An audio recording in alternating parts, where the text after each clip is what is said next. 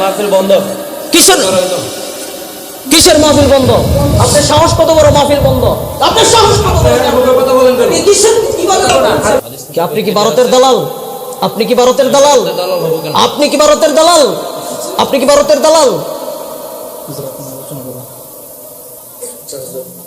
এখান থেকে ওনার সরান, সরান ওখান থেকে ওনার সরান। আর আমি আলোচনা করবো না, আমি চলে যাব না, আমি চলে যাবো ওখান থেকে। আলোচনা না, আমি চলো ওনার শেষ, আমি চলে যাব। মাহফিল বন্ধ করেন। কিসের চলে যাব? আপনার মতো নেতা কিসের উল্টাপাল্টা কথা বলছি? আমি কিসের উল্টাপাল্টা কথা বলছি? যেটা বলছি সেটা করেন। আমি কি, আপনি কি বলছেন? আমাদের শহীদ উসমান হাদি ভাই, এই শহীদ উসমান হাদি ভাইকে নির্মমভাবে গুলি করে হত্যা করা হয়েছে শাহবাগ মোড়ে।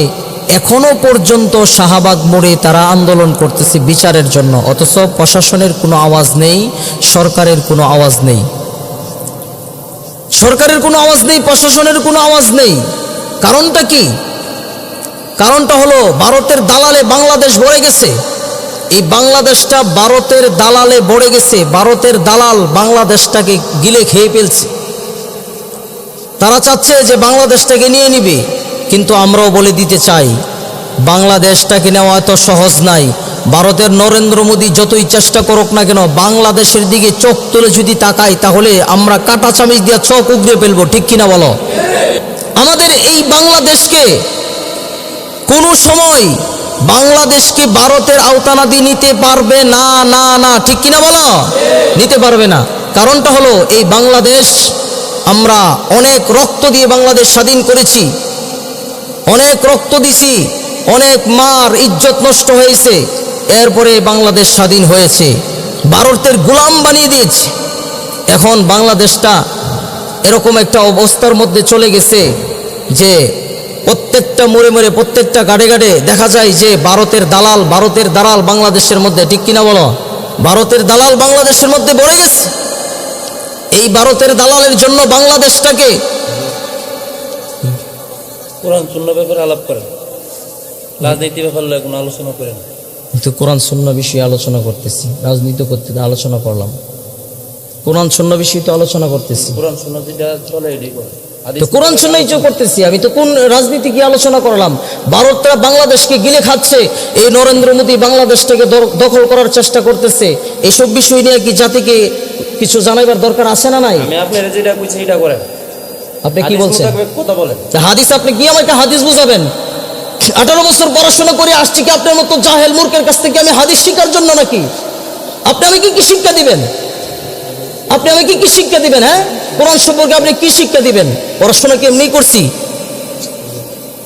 কিসের জন্য এসব মানুষকে এখানে সভাপতির আসনে কিসের জন্য বসান? তারা আলেমদেরকে আয়সা ভুল ধরে 18 বছর পর্যন্ত আমরা এই পড়াশোনা করে আসছি, এসব মানুষ ভুল ধরার জন্য নাকি? উল্টাপাল্টা কথা বলতেছেন কেন? কিসের উল্টাপাল্টা কথা বলছি আমি? কিসের উল্টাপাল্টা কথা বলছি? যেটা বলছি সেটা করেন। আমি কি, আপনি কি বলছেন? আপনি আমাকে কি বলছেন? আপনি আমাকে সভাপতি কিসের সভাপতি? উনি কিসের সভাপতি? উনি আমার সাথে খারাপ ব্যবহার করতেছে। উনি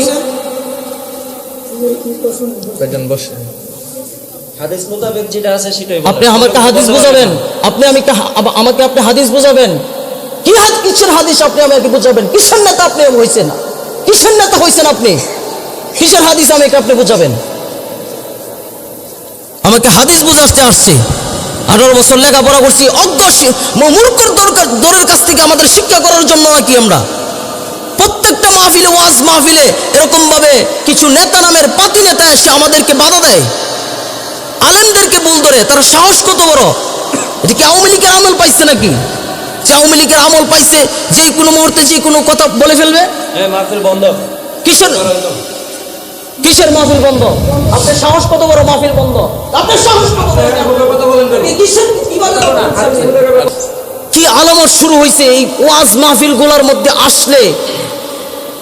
এই বাংলার জমিনের মধ্যে এসব নেতা খেতা পাতি নেতা যেগুলো আছে, কোরআন মাহফিলের মধ্যে বাধা দেয়, এগুলাকে জুতা পিটা করে বাংলাদেশ থেকে তাড়াতে হবে।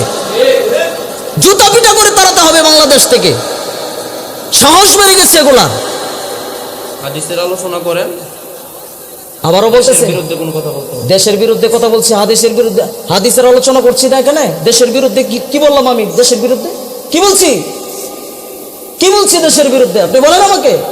ভারতকে নিয়ে আমরা আলোচনা প্রয়োজন নেই, আপনি হাদিস কি আপনি কি ভারতের দালাল? আপনি কি ভারতের দালাল? দালাল হবো কেন? আপনি কি ভারতের দালাল? আপনি কি ভারতের দালাল? এখান থেকে ওনার সরান, সরান ওখান থেকে ওনার সরান। আর আমি আলোচনা করবো না, আমি চলে যাব না, আমি চলে যাবো ওখান থেকে। আলোচনা না, আমি চলে ওনার শেষ, আমি চলে যাব। বন্ধ করেন। কিসের চলে যাব? আপনার মতো নেতা, আপনার মতো নেতা আসছেন মাহফিলের মধ্যে বাধা দেওয়ার জন্য। কিসের নেতা হয়েছেন আপনি?